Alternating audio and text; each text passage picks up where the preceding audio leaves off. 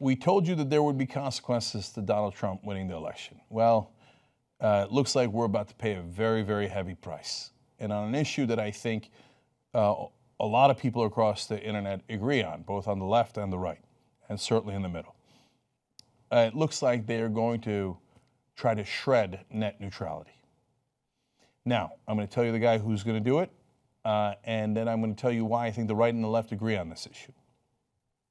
So this comes from Fortune magazine, certainly no liberal outlet, it's Fortune. They explain for fans of net neutrality that is a principle that network providers shouldn't discriminate between different kinds of content when delivering services to consumers. And nightmare scenario was that Donald Trump would name a federal communications chairman who would gut the protection for neutrality. That scenario just came to pass with the appointment of Ajit Pai. So I'm going to tell you about Ajit Pai in a second. Why should the left and right be united on this? See, right now, as the internet currently exists, there is net neutrality. So the providers can't slow down one website, speed up another. Now, who would they speed up? They'd speed up theirs. They would also speed up anyone who could pay a bigger fee to them. You can call it a ransom, you can call it anything you like. But giant corporations already have that money, so they would be able to speed up their own websites. But they can slow down any site that doesn't pay the fee, or for whatever reason they don't agree with politically. So are you sure giant corporations agree with Gateway Pundit, 4chan? Are you sure they agree with Reddit? Are you sure they agree with us or Huffington Post? Well, Huffington Post now is part of a giant corporation, but I think they're going to be okay.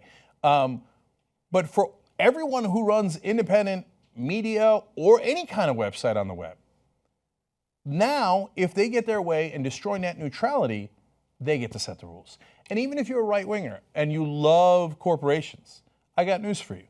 Corporations are amoral machines. We wrote the code. The code says maximize every dollar you can. Maximize profits. You know that. You like that, right? Now, you think they're going to care about your ideology or your principles or your blog when they're going to maximize profits? No. They will give themselves an advantage. They will fix the market. You think a giant corporation is interested in the free markets? No, they're interested in killing off competition. Now, if you're a capitalist, you want free markets. If you're a corporatist, you want limited competition, and hence you're against free markets. So now, of course, it ranges depending on the issue, but on net neutrality, it is very clear. And by the way, if you're a right-winger, you think, no, they'll like me. No, I know they will. They're my buddies. I voted for them. I helped them all along. Why wouldn't they like me? Well, you know, I was at a presentation for a large corporation once, and I saw an ad, and it was for an international brand. It had so many Muslims in it, and I was kind of taken aback. That's kind of interesting. You don't see that all the time in America, from time to time, right? And I realized, oh, right, it's an international market that they're appealing to, and there are 1.6 billion Muslims in the world. That's a lot of soft drinks, a lot of sneakers, a lot of stuff they got to sell to those folks. So they don't like it when you discriminate against certain groups of people because that hurts their customer base. Okay, now are you still sure the corporations are on your side on every issue? Now for the left, it is obvious. I mean, why would we want to limit our freedom? Why would we give the ability to decide who wins and who loses, not based on who has the best website or the best content on the internet, but just give it to the providers and say, no, you guys get to choose. And you guys get to choose based on your own profits.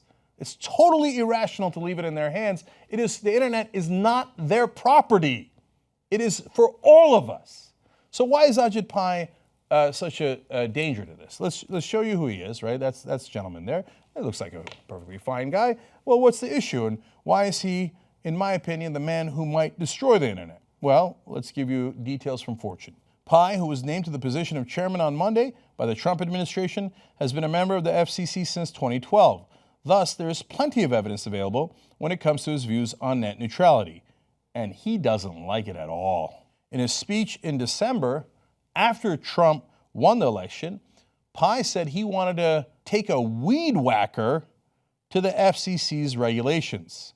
One of the things he had his sights set on was the FCC's Open Internet Order, which was adopted in 2015. That decision made internet providers common carriers and required them to carry data without playing favorites. So now, again, if you're a right-winger, you're like, I don't like regulations. This guy wants to take some weed whacking to regulations. That's awesome.